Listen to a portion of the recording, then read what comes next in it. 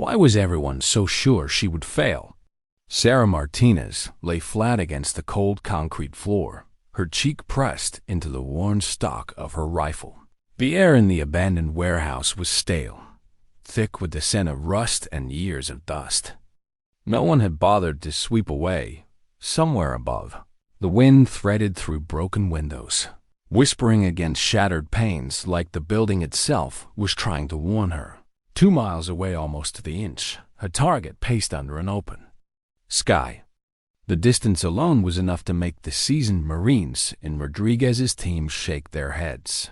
The wind patterns in downtown Chicago were another, and the narrow sliver she had to send the bullet through 12 feet wide. Between two towers that loomed like silent judges was the final nail in what they thought was her coffin. She could hear it in Rodriguez's voice as it crackled through her earpiece. "That's not a shot. It's a prayer. They've been watching." The same man for weeks. An arms dealer with a list of atrocities longer than some soldiers' entire service records. Victor Klov, untouchable, at least until this sliver of an opportunity opened. It wasn't luck, it wasn't chance, it was habit. His habit. A satellite phone call at exactly 3:47 every afternoon. Always the same rooftop. Always the same pacing pattern. Always the same dangerous confidence. The sniper team had run the numbers. Wind shear from traffic turbulence. Bullet drop of 127 feet. Coriolis drift over the 2,847 meters of open air. A 37-second window to place the shot before he turned his back forever on paper? It was impossible. Sarah adjusted her breathing, her finger finding its quiet. Practice place along the trigger guard. "Watch me prove you wrong," she whispered, not to Rodriguez, not even to the target, but to herself. Her body had been locked in place for over 6 hours, each muscle screaming for relief. But she refused to shift more than an inch at a time. Stillness was survival. Her heartbeat slowed until she could feel each pulse as a distant echo in her ribs, and under that stillness, a flicker of memory, a different building, a different shot, a different face. She pushed it away. Now was not the time. Through her scope, she caught Klov stepping into the afternoon light. He raised the phone to his ear. The skyline cut clean lines around him, and in those lines, Sarah could read the language of the wind. It was more than instinct, more than training. Some called it a gift. Sarah didn't call it anything. You named something like that, and people started asking how you got it. She had no answer. "Sarah, you're wasting your time," Rodriguez muttered. "Even perfect math can't save this shot. Probability 0.3%. That's suicide, not precision." She let him talk. It was easier than explaining the 3 months of research she buried herself in satellite images. Weather logs, simulations that played on loop until the paths of invisible air currents were burned into her brain. Or the hand-loaded rounds she'd made, each one identical down to the last grain of powder, or the quiet nights alone, tracing the gaps between buildings in her mind, again and again, until they were more familiar than the lines on her own palm. The men protecting Klov were professionals alert. Disciplined, dangerous, but they were looking in the wrong places. Nearby rooftops, parking garages, dark windows that might hide a scope's reflection. No one in their right mind would look here. Behind rusted beams and cranes, nearly 3 miles away. But Sarah wasn't here because she was in her right mind. 3 black SUVs just pulled up, Rodriguez said. "If he goes inside now..." That's it. No second chance. Sarah shifted her focus, catching the movement of those vehicles below, black dots gliding along a gray street. Oblivious to the calculations playing out above them, she exhaled slowly. The timing was slipping toward the edge. The wind gauge flickered between 12 and 18 miles per hour, peaking at 22 when the gusts funneled through the concrete canyons. Sarah didn't need to check twice. She already knew how it would settle, like she could feel it on her skin. Klov stepped into his pacing rhythm, just as she had memorized. 3 steps to the left. Pause. Turn. Light the cigarette. He didn't even glance at the horizon where she lay in wait. Rodriguez's voice broke in again. You've got 30 seconds before he's gone. 30 seconds. A bead of sweat traced down the side of her face, stinging her eye before vanishing. Into the concrete grid, she blinked it away, adjusted one last time, and let her breathing fall into sync with the wind's rhythm. It wasn't that she believed in destiny, but she believed in moments, tiny, fleeting slices of time where everything aligned so perfectly you could almost hear it click, and she knew, without doubt, that this was one of them. Sarah, counter-snipers setting up, Rodriguez warned. They'll have eyes on us in less than a minute.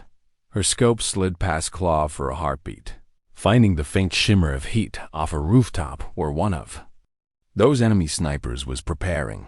She didn't linger. She'd deal with that later, if later existed. The crosshairs floated. The world outside the scope dimmed to silence. The only sound was her own pulse. Taking the shot, she breathed. The rifle's roar shattered the still air, vibrating through her bones, scattering dust from the rafters above. In that moment, Sarah wasn't watching a bullet leave the barrel. She was traveling with it. Through the gap between skyscrapers, the round dipped and rose, nudged by invisible hands of air. It rode the wind like something alive, bending, drifting, correcting. To the men watching from the other rooftops, it was impossible. To Sarah, it was inevitable. 2.3 seconds later, Victor Klov's life ended in a single sharp twist of his body. The phone clattered to the rooftop. The cigarette tumbled from his fingers. He was still smiling as he fell somewhere in the distance. Sirens began to rise. Somewhere closer, a voice broke over the radio. Target down. Impossible shot confirmed. Sarah let her eyes drift shut for a breath. Not in relief, not in celebration, just in acknowledgement. She'd done it. But she'd also just painted herself into the center of something much bigger than a single kill. And she could already feel the next storm forming on the horizon. What was worth more, the mission, or the people who'd risked their lives for her? The answer should have been simple. Sarah Martinez had been trained to vanish the moment her job was done. No lingering to admire her work, no taking risks to save others unless it was in the operational plan. A mission completed meant you disappeared into the city like smoke into night air. But as she slid the final piece of her rifle into its padded case, the voice in her earpiece cut through every rule she'd ever followed. We're pinned down, Sarah. 6 shooters. Thermal's got us pegged. We can't move. Rodriguez's tone wasn't the commanding edge she was used to. It was tight, urgent, edged with something dangerously close to fear. She hesitated in the shadow of the warehouse's rear exit. The tunnel entrance was 20 steps away. She could vanish underground in less than a minute, melt into the maze of old steam, lines and forgotten corridors, and be halfway to the safe house before the first police helicopter swept overhead. That was the smart play, the safe play, the professional play. Instead, her hands were already unpacking the rifle again. Rodriguez, she said, her voice even. Mark their positions. Negative, he snapped. You're 3 miles. Out. You can. Mark them, she repeated, sliding the bolt home with a quiet, final click. Now, there was a pause. Then, reluctantly, copy. Lasers on. The world through her scope shifted. 6 faint red glints appeared across the rooftops and high ledges of downtown. Enemy counter-snipers. She traced the line of one beam to a silhouette barely visible behind a rooftop air conditioning unit. Her mind began working faster than her pulse. Each one of these shots was its own equation, different distances, elevations, and wind patterns, each requiring a mental map that could shatter if she made even a fractional error. And the moment she took the first shot, the others would start searching for her. The odds of surviving that kind of attention were, well, Rodriguez had a word for them: impossible. She steadied her breathing and let her cheek settle back into the rifle's worn stock. The first target was 1,847 meters away, shorter than the cloth shot, but through a completely different section of the city. Different buildings, different wind tunnels. She read the shimmer in the air between them, calculating the gusts funneling between the Wrigley building and the glass facade of a nearby hotel. She fired. A puff of dust and debris leapt from the rooftop as the target spun away from his rifle, collapsing out of sight. Volov just went down. Where's that shot coming from? The voice crackled over an intercepted Russian frequency, panic seeping through clipped words. Sarah didn't wait. She was already sliding to her second target, eastern approach.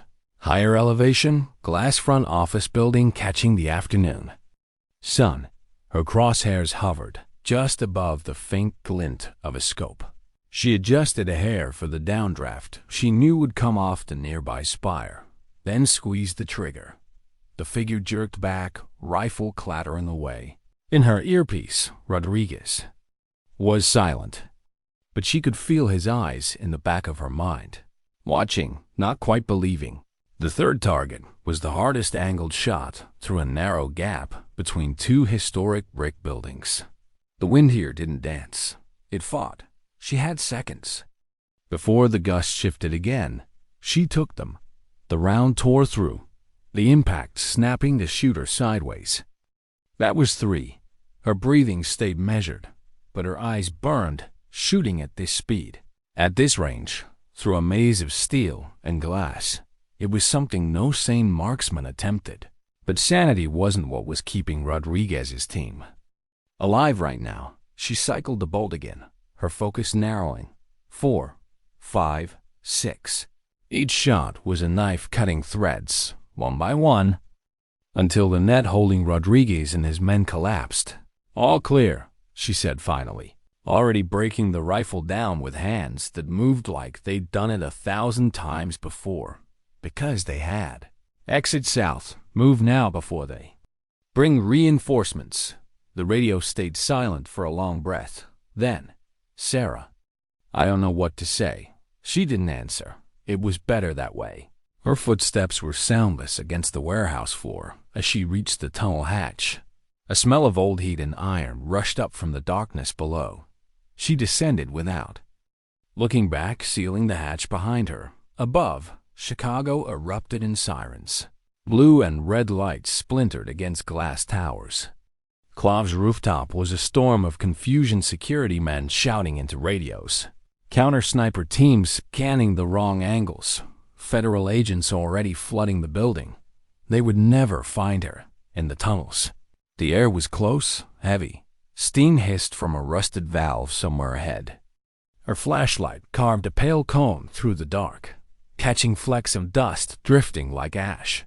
She walked with the same deliberate pace she used on rooftops, quiet, steady, without hesitation. Her mind had already begun sorting the pieces of the day into 2 boxes, the things that mattered and the things she'd let fade. Victor Klov was gone. The shipment of weapons he'd been arranging would never leave the port. That part would go in the first box, Rodriguez's voice edged with relief when she'd cleared his team's path. That would go in the second. She'd learned a long time ago you couldn't keep both, but still, it lingered, somewhere in the echo of those tunnels. She felt the faint pull of something she didn't like to name. Not guilt, not pride, just weight. The kind that didn't lift easily. She let the darkness swallow it, step by step, until the sound of her own boots was all that remained. How do you walk through a city you've just changed forever?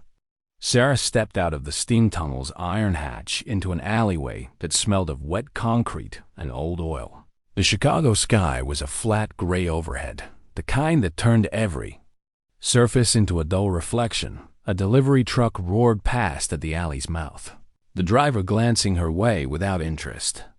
She was just another person in the city, now backpack slung over one shoulder, clothes dusty from a day's work that didn't officially exist. In her pocket, a burner phone vibrated once. She didn't take it out. Not yet. The noise above the rooftops was distant, but constant sirens weaving through traffic. Helicopters chopping slow circles over the Millennium Tower. She could almost picture the chaos up there. Agents swarming stairwells. Medics kneeling over a man whose pulse was already gone. Radio spitting out orders no one could keep up with. The corner of her mouth tightened. She'd seen that scene before. Different names, different cities, always the same aftermath. She started walking east, letting the streets absorb her. The trick wasn't to hurry. It was to blend. Move with the rhythm of the city, not against it. Pedestrians dodged around her without looking twice. Horns honked. A man in a suit cursed into his phone. Somewhere nearby, the smell of garlic bread drifted from a restaurant vent. Life went on, because it always did, at the third intersection. She crossed without breaking stride, slipping between a group of tourists in bright jackets. One of them laughed too loudly. She kept her head down. The burner phone vibrated again. This time, she answered. "Package delivered," she said quietly. A male voice flat. Precise replied. "Confirmed. Extraction window is open for 12 hours. Safe house Delta is prepared." Sarah's eyes flicked to a bus mirror, catching the faint reflection of a man in a dark coat trailing 2 blocks back. He wasn't following her. Not yet. She'd changed direction anyway.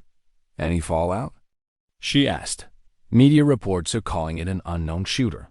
Law enforcement has no leads." The voice paused. "However, chatter on encrypted channels indicates Klov's network believes the strike came from a rival faction. They're mobilizing for retaliation in Eastern Europe." Sarah stopped at a crosswalk, watching the red hand blink above the street. "Good. Let them keep guessing." The line clicked dead. She slid the phone back into her pocket and kept walking, turning over that last sentence in her mind. Let them keep guessing. It was the oldest defense in her world. Keep the truth so far out of reach that it fades into rumor.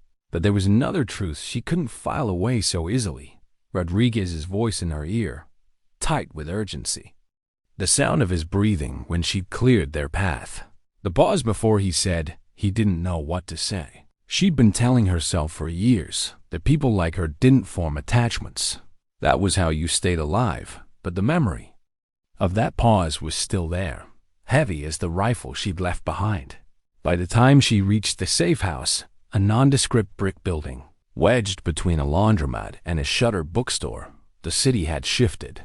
The air felt sharper, like the wind was carrying whispers. She keyed in a 6-digit code, stepped inside, and locked the steel door behind her. The safe house was simple, clean, too clean. A single cot in one corner, a folding table with a laptop that wasn't hers, a fridge stocked with bottled water and protein bars. It smelled faintly of bleach. She set her pack down, unzipped it, and began unloading the rifle's disassembled parts. Each piece went into its case, each case into a steel trunk bolted to the floor. The motions were automatic. Only when the weapon was sealed away did she allow herself to sit on the cot. The springs creaked. She closed her eyes, and in the dark behind her eyelids, Klov's body twisted again, the phone slipping from his fingers. She told herself it wasn't about him. It wasn't even about the shipment she'd stopped. It was about the precision, the discipline, the moment when everything she'd prepared for had converged into a single, unbroken thread. Still, something in her chest shifted when she thought about the rooftop Rodriguez had been trapped on. How quickly she'd decided to help. How it hadn't felt like a decision at all. A sharp knock at the steel door snapped her eyes open. She stood, silent. Another knock, 2 short raps. Then a pause, then one. She opened the door a fraction. Rodriguez stood there, still in field gear. Grime smudged across his jaw. His eyes searched hers for a long beat before he stepped inside without waiting for an invitation. "Not the smartest move you've ever made," he said. "Which part?" she asked. "Staying in position after you dropped Klov. Taking out 6 counter-snipers from 3 miles away. Risking yourself for us when you didn't have to." He shrugged. "All of it." She didn't answer. Rodriguez pulled off his gloves. dropped them on the table. You could have walked away clean, but you didn't. That's your read. She said quietly, "That's the truth," he countered. Then, softer, "I've seen a lot of shooters in my time. Never seen one do what you did today. And I've never seen one stay when they could have run." Something in his tone, it wasn't praise. Not exactly. More like acknowledgement. She wasn't sure which made her more uncomfortable. He looked around the room, then back at her. "You're going to hear a lot of noise in the next few days. From upstairs, from the other side. But I want you to remember something. Sometimes the right call isn't the one they trained us for." She held his gaze for a moment. "And sometimes it gets you killed." Rodriguez's mouth twitched into the faintest shadow of a smile. "Maybe, but not today." He left without another word. The door closed behind him. The steel clicking back into place, Sarah stood in the quiet for a long time. The city's hum, just a faint murmur through the walls. In the next room, the laptop. Screen had gone dark. She crossed to it, touched a key, and watched as a secure channel login appeared. A blinking cursor waited for her code. She didn't type it. Not yet. Outside, the wind shifted. What do you do when the next mission comes before you've finished breathing from the last? The cursor on the laptop screen blinked like a heartbeat. Sarah stood over it, arms folded. The glow painting her in cold light, the safe house was silent. Except for the faint hum of the fridge and the muted murmur of traffic through the walls.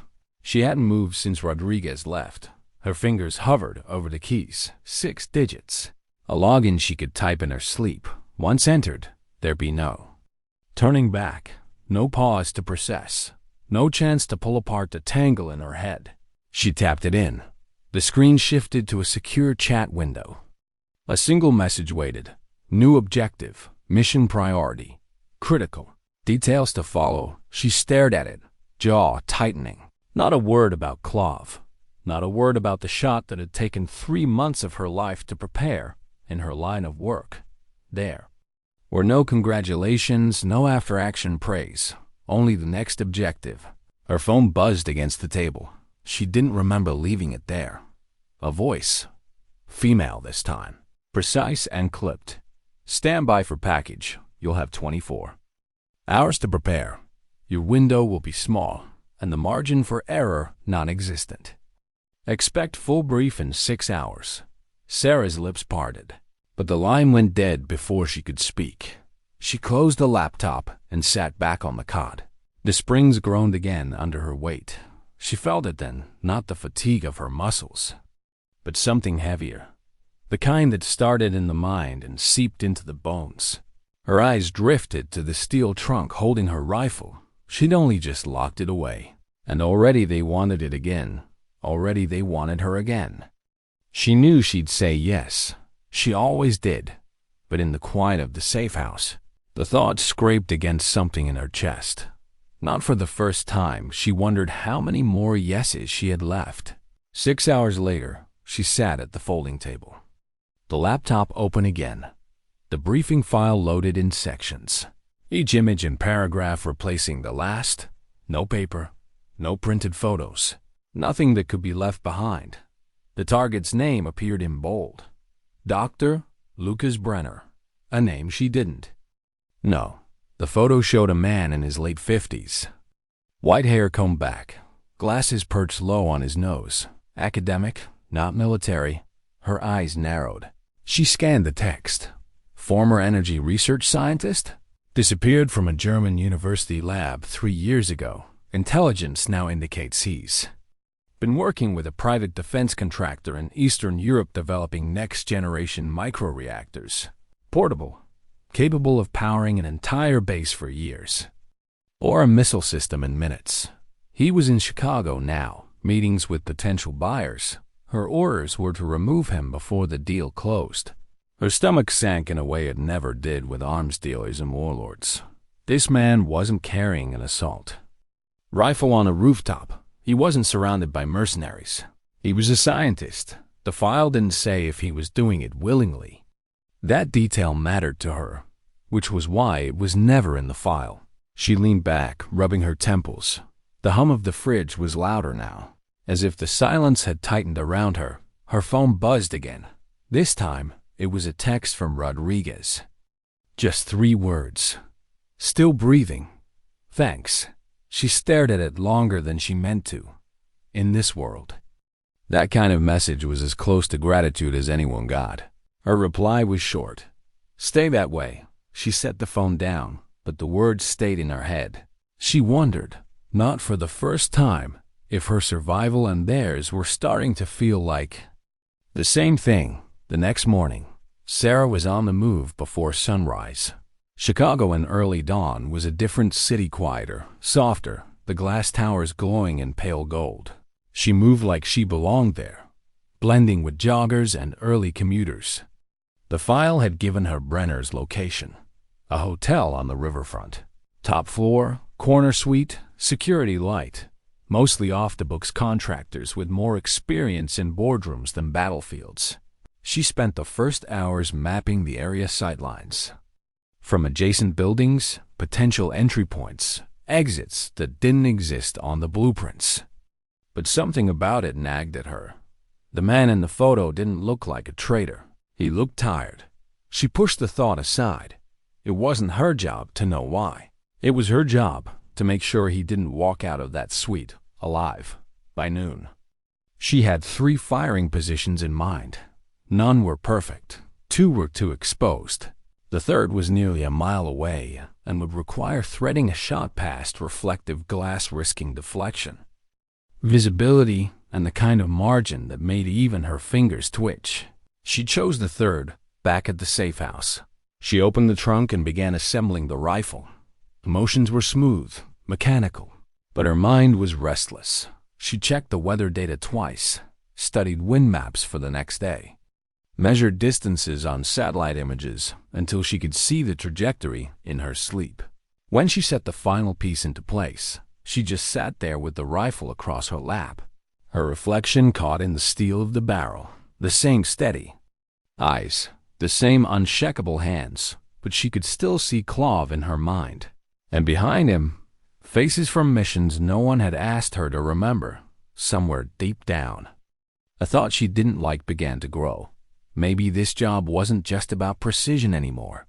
Maybe it was about control, about taking the one thing in her life she could still predict, still perfect, and holding on to it like a lifeline. The trouble with lifelines was that sometimes they became chains. That night she lay on the cot, staring at the ceiling. The city outside had gone quiet except for the occasional rush of a car along the river. Sleep didn't come. It never did the night before. She thought about Brenner, about the look in his eyes in that photo, about the fact that just this once she might want to know why. She closed her eyes anyway. In her dreams, the wind through Chicago's canyons whispered like voices she couldn't quite hear. Why did his eyes make her hesitate? Sarah had stared at hundreds of target photos in her career. Most were easy to compartmentalize, faces that carried arrogance, cruelty, or the kind of cold indifference that made the job easier. But Dr. Lukas Brenner's photo didn't fit. It wasn't the white hair or the thin frame. It was the way his eyes looked, even in a grainy image. Watchful, yes, but also tired. Now she was watching them in real life. From her position in an unfinished high-rise across the river, Sarah tracked Brenner through a high-powered scope. The corner suite on the hotel's top floor was visible through a gap between the curtain panels. The man matched his photo exactly, except for the way he moved. He wasn't restless, like someone expecting trouble. He was careful, deliberate, as though each motion carried its own weight. She watched him check his watch, pour a cup of coffee, cross the room to answer a knock. A man in a tailored suit stepped inside, short hair, trimmed beard, posture of someone who'd done more than a few years in the military. They spoke briefly, voices too low for her to hear. Then Brenner slid a folder across the table. The suited man opened it, glanced inside, and smiled. Sarah adjusted her focus, catching the glint of laminated schematics inside. Microreactor designs. Her stomach tightened. This was the point where most of her doubt should have evaporated. The file was right. Brenner was meeting with buyers. Dangerous buyers. Every moment she delayed was another moment closer to the deal. Closing, but as the meeting unfolded, she noticed something the file hadn't said. Brenner wasn't eager. His hands stayed folded. His eyes kept darting toward the door, the window, even the ceiling, as if he knew someone could be watching. And then there was the suit's body language. Too comfortable, too confident, like a man who knew the balance of power had already shifted in his favor. The meeting ended 20 minutes later. The suited man left. Brenner stood alone by the window for a long moment before lowering himself into a chair, elbows on knees, his face buried in his hands. Sarah leaned back from the scope, pressing her thumb into the bridge of her nose. Her job wasn't to interpret. Her job was to execute. Still, the image of him sitting there, shoulders bent under some invisible weight, didn't leave her. For the next 36 hours, she built her shot. The position she'd chosen, ninth floor of the high-rise, west-facing, wasn't ideal. Construction netting flapped in the wind, the sound masking any noise she might make, but it also carried a risk of catching light in the wrong way. She spent hours shifting a single section of mesh until the sunlight patterns through it broke up her outline completely. Wind data said she'd have a brief window around 1510, hours where the cross breeze between the river and the canyon streets would balance out. It would last maybe 90 seconds. She'd have to take it then, or wait another day. Her handlers wouldn't tolerate another day. Every piece of her rifle was checked, cleaned, checked again. Ammunition loaded with the same precision she'd given the clove shot, each round identical. The math was sound. The physics was right. The doubt, though that was new. The morning of the hit, she arrived before sunrise. She settled into position, stretching out on a folded tarp, rifle resting on its bipod. The city woke around her, traffic growing from a trickle to a roar. River ferries cutting slow lines through the water below. Gulls wheeling overhead. At 8 o'clock, Brenner appeared in the suite window, sipping coffee, scanning the skyline. She tracked him through the glass, keeping her breathing even. 2 hours passed. He made phone calls, read through more schematics. Met briefly with 2 men in casual jackets who looked like they were playing at being ordinary. Then he was alone again. At 14:55, Sarah felt the wind shift, just as the models predicted. The thermal currents off the river began to align, smoothing the erratic gusts into something she could use. Her hand settled on the rifle. She eased forward until her cheek found the stock. The scope pulled Brenner close. He moved to the window, setting a coffee cup on the sill. He stared out at the river. For a long moment, through the glass, through the distance, she could see it, the faint sag of his shoulders, the way his mouth moved like he was speaking to himself. Her finger found the trigger, and then he looked down toward the street. Sarah followed his gaze. Below, at the hotel's entrance, a young woman stepped out of a taxi, early 20s, dark hair pulled back, a messenger bag slung over one shoulder. She looked nervous. Brenner's face changed. Not much, but enough. The kind of change Sarah had learned to recognize instantly. Relief. The woman entered the hotel. Brenner stepped back from the window. Sarah exhaled slowly. Her finger eased off the trigger. The window passed. 90 seconds gone. The wind shifted. Again, the shot was no longer possible, not today. She sat back, keeping the rifle ready but lowering her cheek from the stock. Her cum buzzed. She didn't answer. Down in the street, the woman emerged an hour later, this time with Brenner beside her. No security, no visible escort. They walked side by side toward the river, talking quietly. Brenner's hands moved as he spoke, not the sharp, transactional gestures she'd seen before, but something softer. They stopped at the railing, looking out over the water. Sarah adjusted her scope, zooming in. She caught just enough of Brenner's expression to know this wasn't the deal. This was something else entirely. The woman daughter? Niece? reached into her bag, and pulled out a small envelope. She handed it to him. Brenner opened it. His shoulders stiffened. Then he tucked it into his coat, and they walked away. When she returned to the safe house that night, the steel trunk stayed closed. She dropped her gear bag beside the cot and sat there in the dark, elbows on her knees, staring at the floor. Her handlers would want an explanation. She didn't have one she could give. She told herself it was about the wind, that the conditions hadn't been perfect, that she didn't take bad shots. That was the truth. But it wasn't the whole truth. The rest of it sat heavy in her chest, unspoken, and it wasn't going anywhere. When had she last told them no and survived it? Sarah couldn't remember. The safe house felt smaller that night, like the walls had shifted inward. The laptop sat closed on the table, its black screen catching the dim light of the single bulb overhead. The steel trunk at her feet might as well have been another presence in the room, silent, expectant. Her phone buzzed once, then again, then a third time. She picked it up on the fourth. Status report. The voice was the same clipped female tone she'd heard before, precise, all business. Conditions weren't viable, Sarah said evenly. There was a pause. Your file says you create conditions. They weren't viable. She repeated. Another pause. Understood. Window reopens tomorrow. Same parameters. The line went dead. Sarah set the phone down slowly, but her fingers lingered on the smooth plastic. Tomorrow. They expected her to go back, set up, and finish the job like nothing had happened. She leaned back on the cot, the frame creaking under her weight. Sleep wasn't an option.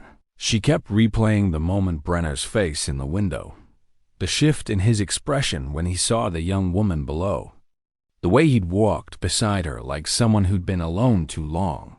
She didn't know who the woman was, but she knew that whatever had just passed between them wasn't part of a weapons deal, and if it wasn't, what else wasn't in her file? By morning, Sarah had made her choice, not the one in the mission parameters, but the one that had been gnawing at her since she pulled her finger off the trigger. She was going to find out who Brenner was to that woman. The risk was obvious. Surveillance outside the scope of her orders was a red flag in this world. If her handlers noticed, it would trigger questions she couldn't answer without admitting she'd hesitated. And hesitation was a career ender, sometimes a life ender. Still, she dressed like any other office worker, gray coat, dark jeans, messenger bag slung across her shoulder, and walked out into the daylight. The hotel was busy. Tourists with rolling suitcases clogged the lobby, a conference group in matching. Lanyards clustered by the elevators. Security presence was minimal, just as her file had said. She took a seat in the cafe across the street, her view of the revolving door unobstructed. The coffee she ordered went cold in front of her. At 9:12, Brenner appeared, stepping out into the sunlight. No security, no handlers. Just him, Sarah. Let him walk half a block before she followed, weaving through the crowd at a distance. He moved like someone used to walking alone, steady pace. No glances over his shoulder. She noted every turn, every pause. He led her to a small park along the river, where the young woman from yesterday was waiting on a bench. She stood as he approached, and they embraced, not a casual hug, but the kind that belongs to people who've missed each other for a long time. Sarah watched from across the street, half hidden behind a newspaper stand. They talked for nearly an hour. Sarah couldn't hear them, but she read the body language. The woman was tense, hands gripping the strap of her bag. Brenner kept his voice low, leaning forward when she spoke. Twice, she saw him shake his head sharply. Then the woman slid a small flash drive across the bench between them. Brenner picked it up, turning it in his fingers. For a moment, he looked like he might give it back, but then he closed his hand around it and tucked it into his coat. They parted without another embrace. The woman walked north, headed back toward the hotel. Sarah didn't follow him this time. Back in the safe house, she locked the door and sat on the cot. Her mind was a hive of possibilities. The flash drive could be anything: personal files, evidence, research data. If it was tied to the microreactors, it could also be leverage, or a bargaining chip, or a death sentence. She knew one thing: that exchange hadn't been in the file, which meant either her handlers didn't know, or they didn't want her to know. Her phone buzzed again. "Status," the voice demanded. Sarah hesitated. "Still building conditions. Tomorrow will be cleaner." Another pause. "Clean doesn't matter. Completion matters. Tomorrow, Martinez." The line cut. She stared at the phone for a long moment before setting it down. Tomorrow, she told herself she was still preparing the shot, that she'd do it, that she wasn't breaking the mission, but deep down, she knew she was lying to them, to herself. That night, she pulled an old hard drive from her pack, one she kept for situations exactly like this. She opened her laptop and began combing through encrypted back channels, tracing the name Lukas Brenner through sources she wasn't supposed to touch. It took hours, but by 2 o'clock she had something. An unconfirmed report from 2 years ago about a whistleblower in the European energy sector. A scientist who'd walked away from a defense project after discovering his work was being weaponized. The name wasn't in the report, but the timeline fit, the location fit, the disappearance fit. If it was Brenner, then her file was missing. More than details, it was missing the truth. By sunrise, Sarah was back in her position in the high-rise. Her rifle lay across the tarp. The wind data was promising. The glass of the hotel's top floor gleamed in the morning light. Through her scope, she saw Brenner at the window again, and for the first time in her career, she knew that if she pulled the trigger, she might be killing the wrong man. How long could she hold her breath before someone noticed she wasn't breathing? Through her scope, Sarah tracked Brenner's slow movement across the suite. He poured coffee, set the cup down, crossed to the desk she'd been in position for. 2 hours already, her body still, her breathing barely audible, her rifle was ready. Conditions were almost perfect. Almost. The radio in her ear crackled with the clipped female voice. "Target in sight?" Sarah's finger rested on the trigger guard. "Affirmative. Execute." She didn't answer. The voice sharpened. "Martinez, execute." Brenner paused by the window, looking out at the skyline. From this distance, he looked calm. But Sarah could see the tightness in his jaw, the way his fingers tapped once against the sill before curling into a fist.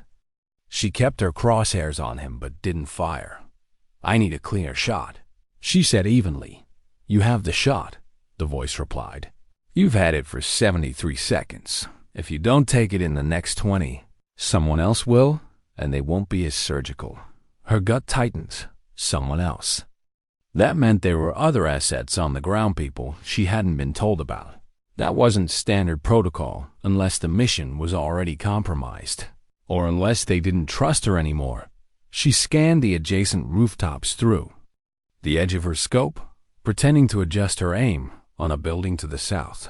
She caught the faint glint of another scope in the sunlight. Different angle, different distance. Whoever was behind it wasn't set up for precision. They just punch around through the glass and let it end however it ended. The comm line buzzed again. 15 seconds. Brenner stepped away from the window, moving toward the door. Sarah's pulse ticked higher. If she waited, the other shooter would fire, and Brenner might not be the only one in that room when it happened. She moved the crosshairs, not to Brenner, but to the glint of that other scope. She fired. The shot cut clean across the city. Through her magnification, she saw the opposing rifle jerk back, the scope's glint vanishing instantly. "Martinez, what the hell was that?" The voice in her ear was no longer clipped. It was sharp with fury. "Interference," she said. "It's handled. You do not have clearance to..." But she'd already cut the comm line. She kept the rifle up, tracking Brenner as he left the suite. His movements were brisk now, urgent. Sarah packed her gear in less than a minute, breaking down the rifle into its case and sealing it in a messenger bag. She moved through the half-finished building like she'd been born in its shadows, stepping over coils of wire, ducking beneath exposed beams, and slipping into the service stairwell without a sound. By the time she hit the street, Brenner was half a block ahead, walking fast toward the river. Sarah followed, keeping to the edges of foot traffic. At the intersection, a black SUV rolled to a stop just ahead of him. The rear door opened. Two men got out, both broad-shouldered, wearing earpieces. Not hotel security. Brenner froze. One of the men stepped closer, speaking low enough that Sarah couldn't hear. The other scanned the street. Sarah's fingers brushed the grip of the small pistol holstered under her coat. This wasn't the plan. This wasn't anyone's plan she'd been briefed on. Brenner shook his head. The first man grabbed his arm. Sarah crossed the street without thinking. She reached him, just as Brenner was being pushed toward the SUV. "Let him go," she said, her voice low and even. Both men turned. The near one frowned, eyes narrowing as he sized her up. "Walk away." Sarah stepped closer, the pistol now hidden at her side but ready. "He's not your package." The second man's hand moved toward his jacket. She didn't give him the chance. The pistol came up fast, pressed into the space just beneath his ribcage. "You're about to make a mistake." For a moment, no one moved. The city carried on around them, traffic rolling, footsteps clattering on the pavement, conversations floating on the breeze. Then, the first man released Brenner's arm. "This isn't over," he said. They backed away into the SUV. The door slammed. The vehicle merged into traffic and was gone. Brenner turned to her. Confusion and suspicion etched across his face. "Who are you?" "No one," she said. "And you need to start walking." He hesitated, but the look in her eyes must have convinced him. They moved together toward the park, neither speaking until they were away from the thicker crowds. Finally, Brenner stopped. "You're not with them, are you?" "No," she said. "Then why?" Sarah didn't answer. She wasn't ready to say it out loud, but she wasn't sure anymore who them even was. Brenner studied her for a moment, then reached into his coat. He pulled out the flash drive she'd seen him receive in the park 2 days ago. "This," he said quietly, "is proof that the reactors I designed aren't for civilian energy. They're being built for first-strike capability, the kind that changes global lines overnight. I walked away when I found out, but they don't let you just walk away." Sarah's jaw tightened. "You don't have to believe me," he continued. "But if you kill me, you're killing the only leverage anyone has to stop it." She thought about her orders, about the voice in her ear demanding execution, about the second shooter they'd positioned without telling her. And for the first time, she thought about what it would mean to go dark, not for a mission, but for good. Somewhere down the street, a siren began to wail. Brenner glanced over his shoulder. "They'll come again, and next time, they won't miss." Sarah looked past him to the river, where the wind shimmered off the water's surface in thin, shifting lines. The same wind that had carried her bullet through the impossible shot days ago. She knew she could vanish right now, leave Brenner to his fate, let the mission reset to someone else's hands. Instead, she said, "We move now." And in that moment, she crossed a line she couldn't uncross. What happens when the mission becomes the man? They moved fast, Brenner half a step behind her, his coat flaring in the wind off the river. Sarah's eyes swept ahead and behind, reading the flow of pedestrians, the gaps in traffic, the reflective glass that told her when someone was following. They were being followed. 3 shadows, maybe 4, staying just far enough back to pretend they weren't. "Keep walking," she said without looking at him. "Where are we going?" Brenner asked. "Somewhere they won't look first." "That's not much of a plan." "It's enough." She cut left into a narrow service alley between a parking garage and a shuttered cafe. The air smelled of damp concrete and exhaust. Halfway through, she caught sight of movement at the far end. A man stepping into view, blocking the exit. They were trying to box her in. Sarah's mind moved faster than her pulse. The parking garage had a stairwell entrance halfway up the ramp. If she could get Brenner inside, she could take them upward, across, and out the far side before the net closed. She grabbed his arm, pulling him toward the ramp. Behind them, footsteps picked up speed. They climbed 3 flights before she stopped, pressing Brenner into the shadow of support column. From here, she had a clean line of sight through the open levels of the garage. The first man appeared at street level, scanning. Upward, Sarah drew her pistol, lined up the shot, and squeezed. The round smacked into the concrete column an inch from his head, not to kill, but to send him scrambling for cover. It worked. He ducked back, shouting into his radio. "Move," she told Brenner. They reached the roof of the garage just as biz. Another SUV swung into view at the far ramp. Sarah led him to the north edge. Scanning the street below, a delivery truck idled at a loading dock across the intersection. She gauged the drop. Manageable. "Can you jump that?" she asked. Brenner looked, then back at her. "No, you can today." She went first, landing hard, knees bending to absorb the impact. Brenner followed, awkward but intact. She pulled him toward the loading dock, through the back door, and into a warren of hallways that smelled of stale bread and fryer oil. They emerged 3 blocks away, the chase momentarily broken. Sarah ducked them into a small diner, sliding into a back booth where they couldn't be seen from the street. The waitress brought water without asking. Sarah kept her eyes on the door. "You're not what I expected," Brenner said quietly. "Neither are you," she replied. "They told you I was selling to them, didn't they? That I was dangerous. They left out a lot," Sarah said. Brenner reached into his coat and pulled out the flash drive again, setting it on the table between them. "This is everything. Designs, communications, financial trails. Enough to prove who's funding it and where the reactors are going. But I can't get it out alone." Sarah looked at it, the weight of it far heavier than its size, if she took it. She was finished with the people who'd sent her. They didn't forgive betrayal, and yet leaving it here meant she'd just escorted a dead man to his grave. The choice wasn't really a choice anymore. She took the drive. Her phone buzzed. She didn't need to look to know who it was. She answered anyway. "Martinez," the voice snapped. "You've gone off comms. You've compromised the mission.